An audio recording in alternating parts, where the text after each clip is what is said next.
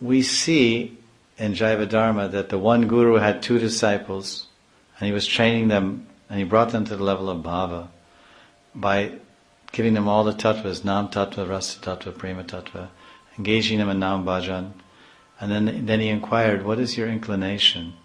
And they said, my inclination is coming in me to serve Radha and Krishna in Madhura Bhav. And the other one said, the inclination is coming in me to serve Radha and Krishna in Sakhya Bhav. So then he guided them. He guided both of them, because he's a Madhurya Mayi Bhakta. So if you have $100, then you can obviously deal with 25, etc. So the basic fundamental practices are the same.